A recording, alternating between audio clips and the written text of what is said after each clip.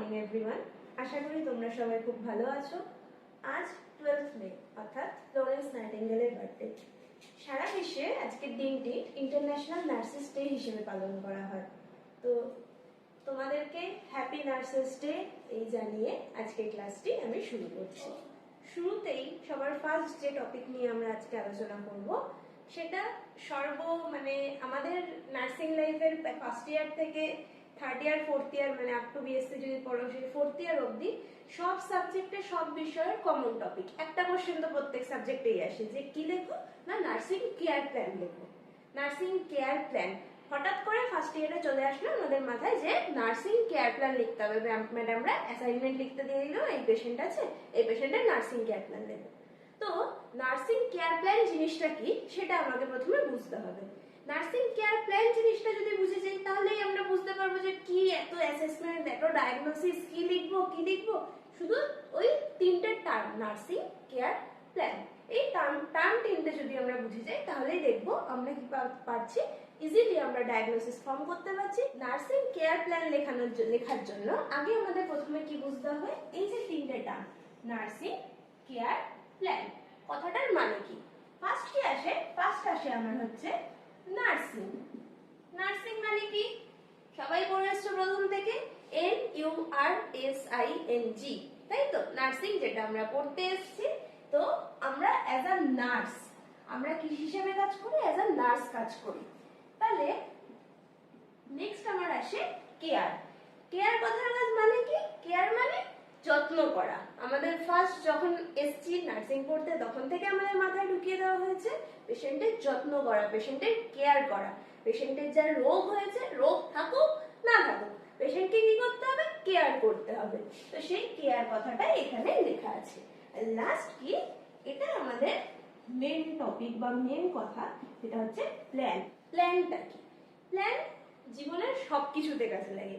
Planning, কোথাও ঘুরতে যাও, ট্রিপ প্ল্যানিং করবো, এখানে যাচ্ছি, যেটা আসলে কি এক্সিকিউট জীবনে কোনোদিনও হয় না।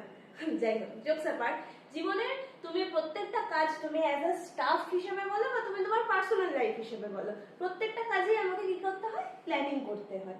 তো এই আমি আমার এই পেশেন্টকে আমি কি করে আমি কেয়ার দেব, আমি অ্যাজ আ নার্স কি করে কেয়ার দেব সেটাকে প্ল্যান করাই হচ্ছে আমার nursing care plan.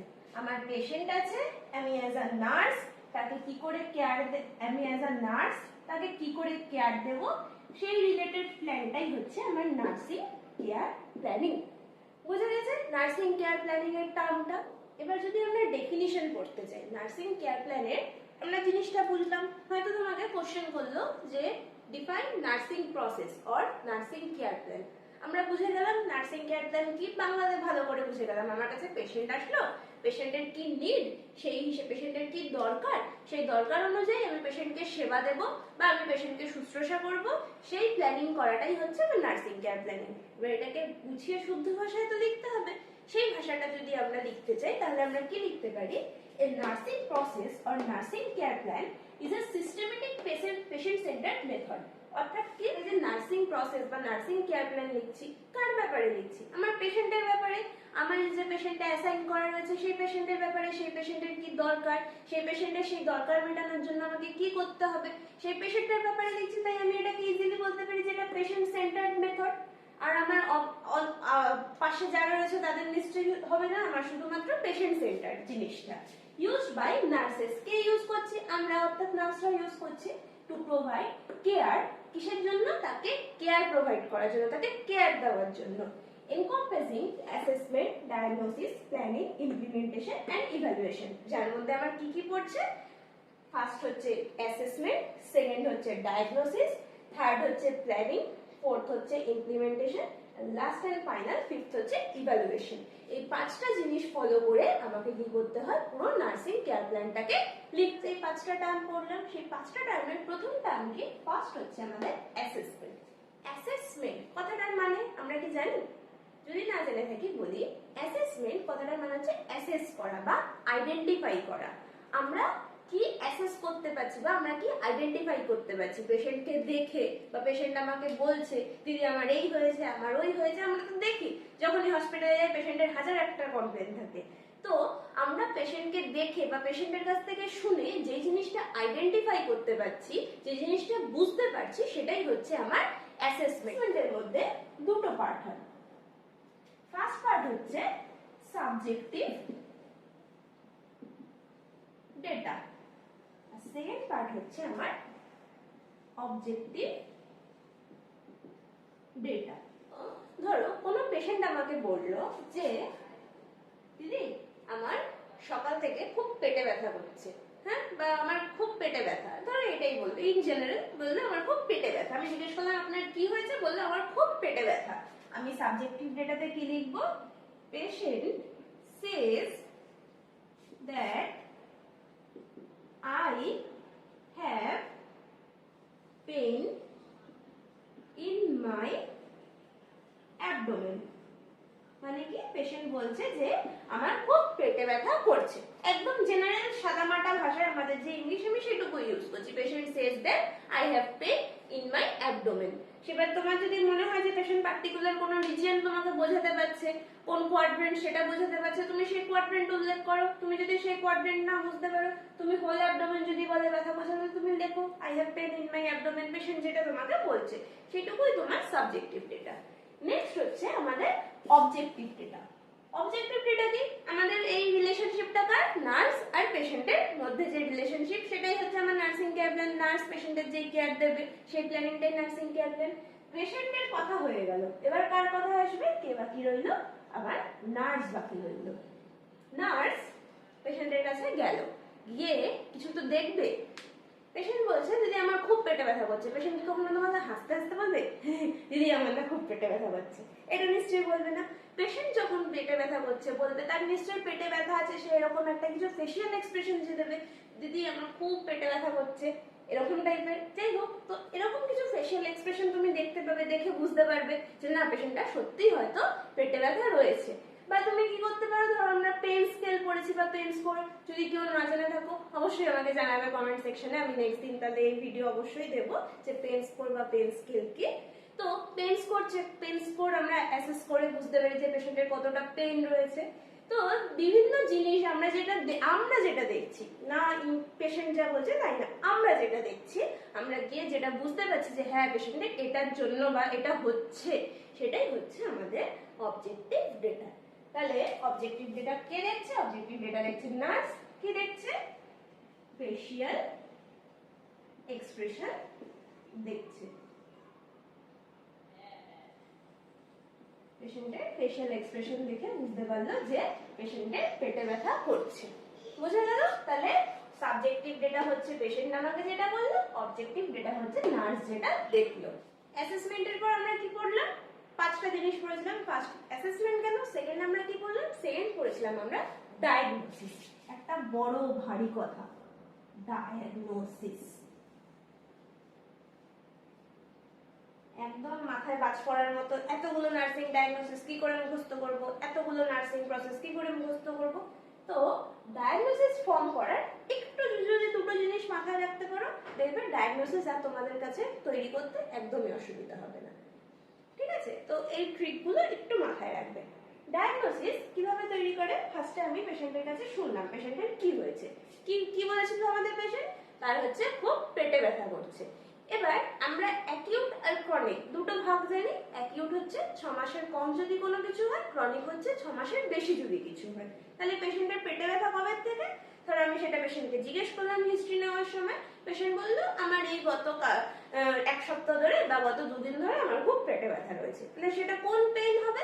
Acute pain, তাই তো? কারণ সেটা 6 মাসের কম সময় ধরে রয়েছে। তাহলে ডায়াগনোসিসে ফার্স্টে আমি লিখবো অ্যাকিউট পেইন। আমার যেই সিমটমটা পেশেন্ট বললো সেই সিমটমটাই আমি ফার্স্টে লিখলাম। পেশেন্ট আমাকে বললো পেইন, আমি লিখলাম পেইন। যেটুকু আমাকে পেশেন্ট বললো সেইটুকু আমি ফার্স্টে লিখলাম। হয়ে গেল ফার্স্ট পার্ট। সেকেন্ড পার্ট কি? সেকেন্ড পার্ট আসে হচ্ছে আমার রিলেটেড টু। রিলেটেড টু কথাটা মানে কি? অর্থাৎ কিসের সাথে রিলেশনে। এই যে পেনটা হচ্ছে তার রিলেশন কিসের, কার সাথে রিলেশন, কিসের জন্য পেন হচ্ছে।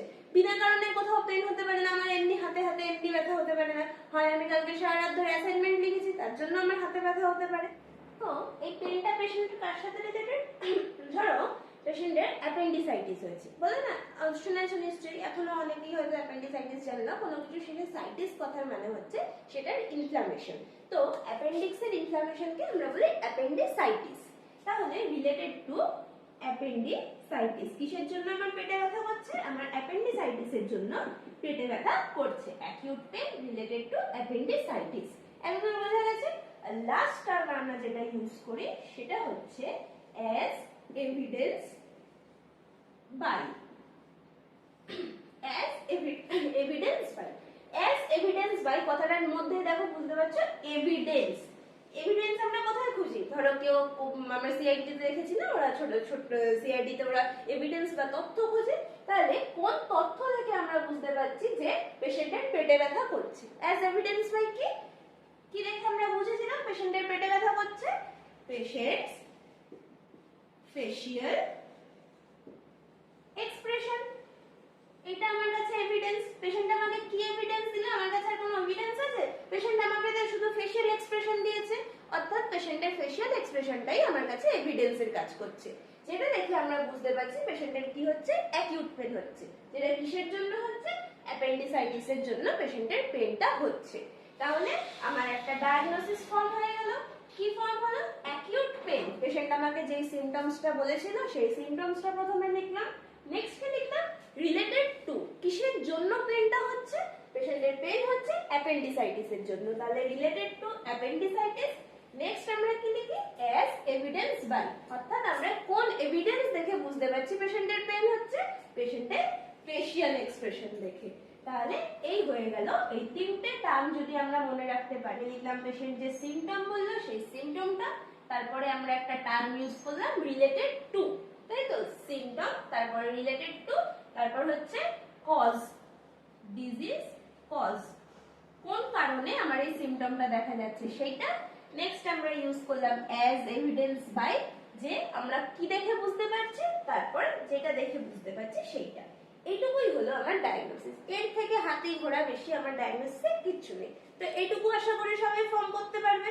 যদি না পারো অবশ্যই আমাকে জানাবে। ছিল আমাদের গোল, আমাদের মেইন জিনিস যেটা হচ্ছে গোল, যার জন্য আমরা কোনো কাজ করে থাকি।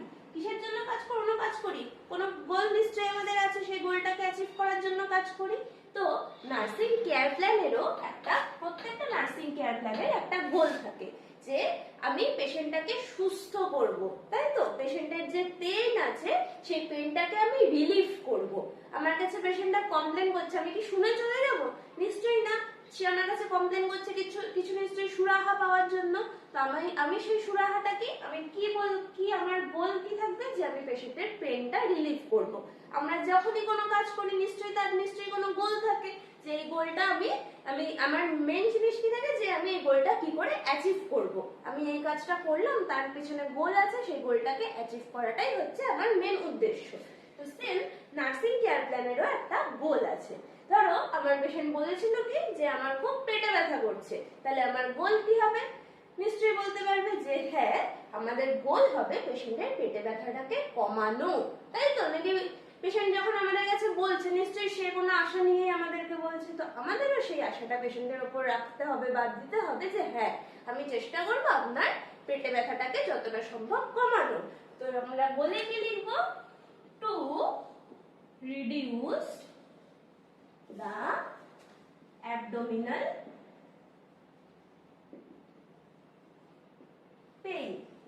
পেশেন্ট যে বলেছিল দিদি আমার খুব পেটে ব্যথা করছে, তার অ্যাবডোমিনাল যে পেইন ছিল সেটাকে রিডিউস করাই হচ্ছে আমার নার্সিং কেয়ার প্ল্যানের গোল। বা এই যে অ্যাকিউট পেনের যে ডায়াগনোসিসটা করলাম, তার গোল হচ্ছে পেশেন্টের পেটে ব্যথাটাকে কমানো, to reduce the abdominal pain.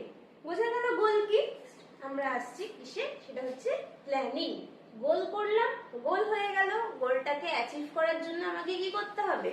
গোল যদি আমরা সেট করতে পারি, তাকে অ্যাচিভও করতে হবে।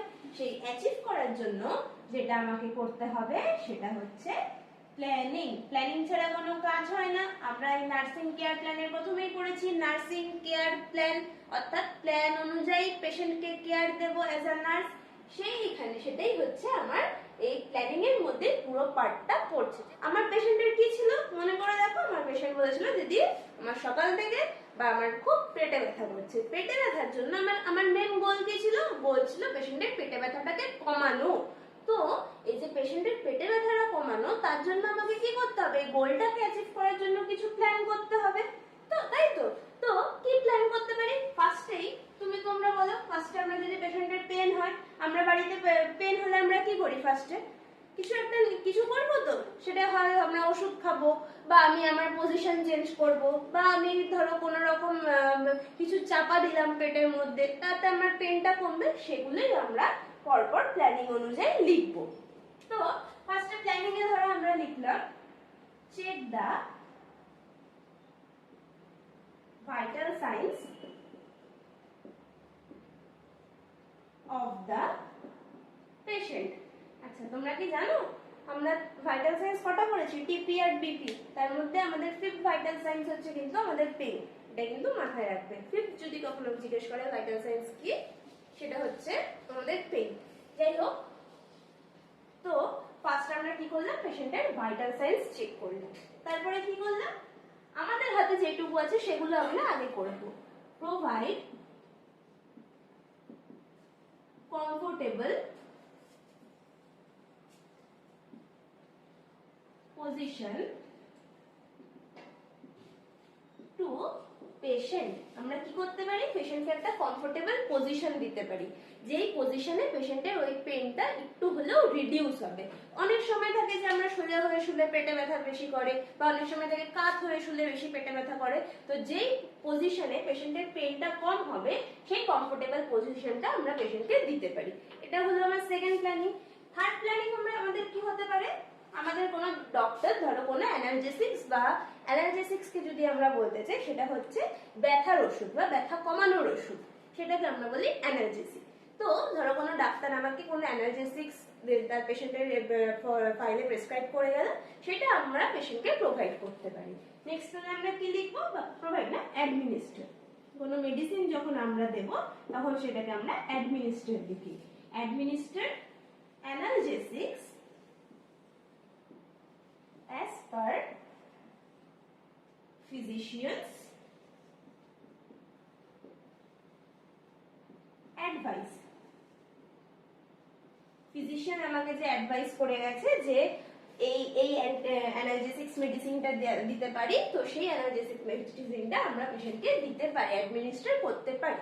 এই গেল আমার প্ল্যানিং এর পার্ট। অর্থাৎ আমি এগুলো প্ল্যান করলাম পেশেন্টের পেইন কমানোর জন্য আমরা এই জিনিসগুলো করব। তো প্ল্যানিং এর পর আমরা নেক্সট কি পড়েছিলাম? আমরা নেক্সট পড়েছিলাম ইমপ্লিমেন্টেশন, অর্থাৎ ইমপ্লিমেন্ট করা। ইমপ্লিমেন্ট করা মানে কি? ধরো আমি যে জিনিসটা ভেবেছিলাম যে হ্যাঁ আমি এই জিনিসগুলো করব, পেশেন্টের কেয়ারের জন্য, পেশেন্টের পেইন রিলিফ করার জন্য আমি এই জিনিসগুলো করব, সেটা আমি ভেবেছি। এবার শুধু কি ভাবলেই হবে? ভাবলে হবে না, আমাকে সেটা কাজে করতে হবে। তো এই যে কাজটা করব সেটাই হচ্ছে আমার ইমপ্লিমেন্টেশন। অর্থাৎ আমি পেশেন্টকে যেই কেয়ারটা দিচ্ছি, প্ল্যানিং এ কি ছিল? যেটা আমি ভেবেছি দেব বলে, আর ইমপ্লিমেন্টেশনে কি? আমার যেটা দিচ্ছি পেশেন্টকে, সেটা হচ্ছে আমার ইমপ্লিমেন্টেশন। তুমি ধরো অনেক কিছু প্ল্যান করে রাখলে, অনেক কিছু ভাবলে যে এটা করবো, কিন্তু তুমি দেখলে তোমার ওয়ার্ডে সব জিনিস একটা বা দুটো কেয়ার দেওয়ার জন্য তোমার সব জিনিস অ্যাভেলেবেল নেই, তাহলে কি তুমি সেই কাজটা করতে পারবে? সেটা করতে পারবে না, সেটা তোমার ইমপ্লিমেন্টেশনে হলো না। যেটা প্ল্যানিং করলে সেটাই এবার সেটাকে ইমপ্লিমেন্ট করা, তার মধ্যে থেকে আমি এই জিনিসগুলোকে ইমপ্লিমেন্ট করলাম, সেটাই হলো আমার ইমপ্লিমেন্টেশন। মানে যে জিনিসটা আমি করলাম পেশেন্টের উপরে, সেটা আমার যাবে ইমপ্লিমেন্টেশনে। তো আমি ফার্স্টে কি প্ল্যানিং করেছিলাম? পেশেন্টের কি দেখবো? আমরা ভাইটাল সাইন্স চেক করব। তো আমি এখানে ইমপ্লিমেন্টেশনে কি লিখবো? Vital science. ভাইটাল সাইন্স আমি পেশেন্টের দেখতে পারি, আমি শিখেছি প্রসিডিওর। ভাইটাল সাইন্স আর চেক, মানে আমার পেশেন্টের ভাইটাল সাইন্স দেখা হয়ে গেছে। ঠিক আছে, ওখানে আমরা ভেবেছিলাম করব, এখানে আমার করা হয়ে গেছে। দুটোর মধ্যে কিন্তু ডিফারেন্স আছে। প্ল্যানিং এ আমরা ভেবেছি করব, ইমপ্লিমেন্টেশনে আমার পেশেন্টের ভাইটাল সাইন্স চেক করা হয়ে গেছে। ভাইটাল সাইন্স আর চেক হয়ে গেল। নেক্সট আমরা কি ভেবেছিলাম? পেশেন্টকে কি করব? পেশেন্টকে আমরা তোমার কমফোর্টেবল পজিশন দেব, তাই তো? তাহলে আমি কি লিখতে পারি? Comfortable comfortable position is given. আমরা কি পেশেন্টকে কমফোর্টেবল পজিশন দিয়ে দিয়েছি। পেশেন্টকে কমফোর্টেবল পজিশন দেব ভেবেছিলাম প্ল্যানিং এ, ইমপ্লিমেন্টেশনে আমরা পেশেন্টকে কমফোর্টেবল পজিশন দিয়ে দিয়েছি। হয়ে গেল আমার এটা সেকেন্ড ইমপ্লিমেন্টেশন। থার্ডে আমরা কি ভেবেছিলাম, থার্ডে ভেবেছিলাম ডক্টর আমাকে যে প্রেসক্রাইব করেছিল অ্যানালজেসিকটা সেটা আমি পেশেন্টকে দেব। যদি এগুলো করেও না কমে তাহলে আমি ওষুধ দেব। ডক্টর আমাকে যেটা প্রেসক্রাইব করেছিল সেই ওষুধটা আমি পেশেন্টকে দেব। তাহলে আমি যদি দেওয়া হয়ে গিয়ে থাকে তাহলে কি লিখবো, analgesics are administered মানে আমার দেওয়া হয়ে গেছে, অ্যাডমিনিস্ট্রেশন করা হয়ে গেছে as per physician advice। Physician আমাকে যে অ্যাডভাইস দিয়ে গেছিল সেই অনুযায়ী আমি পেশেন্টের অ্যানালজেসিক্স অ্যাডমিনিস্টার করে দিয়েছি। এগুলো কিন্তু খুব বেশি কিছু না, এগুলো দেখো সিম্পল ইংলিশে আমি জাস্ট লিখছি। ভাইটাল সাইন্স আছে, comfortable position is given, analgesics are administer as per doctor's advice. শুধু আমার কি দেখো ভার্ব টেন্সের যে ফর্মগুলো শুধু সেগুলো চেঞ্জ হচ্ছে। আমরা প্রথমে দেওয়ার কথা ভেবেছিলাম, এখন আমার দেওয়া হয়ে গেছে, সেটাই হচ্ছে আমার ইমপ্লিমেন্টেশন। বুঝে গেল? আমি পেশেন্টকে আমি যা যা কেয়ার ভেবেছিলাম, যা যা প্ল্যানিং করেছিলাম সেগুলো দিয়ে দিলাম। লাস্ট আমার কি, আমি দিয়ে ছেড়ে রেখে দিয়ে চলে যাব, কিন্তু যাওয়ার আগে কি রেখে যাব, যাওয়ার আগে দেখবো যে আমি যে এতগুলো কেয়ার দিলাম, এত কিছু করলাম একটা পেশেন্টের জন্য, প্ল্যানিং করলাম, ইমপ্লিমেন্টেশন করলাম, ডায়াগনোসিস ফর্ম করে ফেললাম, মেন যেটা এত বড় একটা জিনিস ফর্ম করে ফেললাম, সেটা কি আদৌ কোনো কাজের কাজ হলো? নিশ্চয়ই কিছু না কিছু হবে।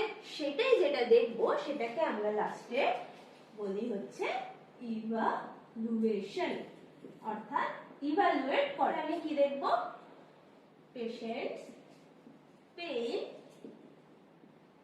reduce to some extent। আমরা ইভালুয়েশনে কি দেখলাম, আমরা যে এই যে এত কিছু কেয়ার দিলাম, এত কিছু দিলাম বা এত প্ল্যানিং করলাম, পেশেন্টের জন্য একটা ডায়াগনোসিস ফর্ম করলাম, সেটাতে কি আদৌ কোনো কাজের কাজ কিছু হলো, আদৌ কোনো লাভ হলো, সেটাই আমরা কিসে দেখবো, সেটা দেখবো ইভালুয়েশনে। আমরা পুরো কেয়ারটা দেওয়ার পর একটু সময় অপেক্ষা করার পর আমরা পেশেন্টকে ধরো জিজ্ঞেস করলাম, যে কি জিজ্ঞেস করলাম, যে আমি যে আপনাকে ওষুধটা দিলাম তাতে কি আপনার ব্যথাটা কমেছে, এটা আমরা জিজ্ঞেস করি, ইন জেনারেল জিজ্ঞেস করি। পেশেন্ট বললো হ্যাঁ দিদি একটু কমেছে। তখন আমরা ইভালুয়েশনে কি লিখলাম, যে patient's pain is reduced to some extent, কিছু ব্যথাটা, আচ্ছা এই টু সাম এক্সটেন্ট কথাটার মানে কি, ধরো আমার যে যার জন্য ব্যথাটা হচ্ছিল, কিসের জন্য, অ্যাপেন্ডিসাইটিসের জন্য, অ্যাপেন্ডিক্সে ইনফ্লামেশন হয়েছিল, আমি তো পুরো অ্যাপেন্ডিসাইটিসটাকে কেটে এখনো বাদ দিইনি, বা সেটা আমার কাজও না, সেটা সার্জন করবে।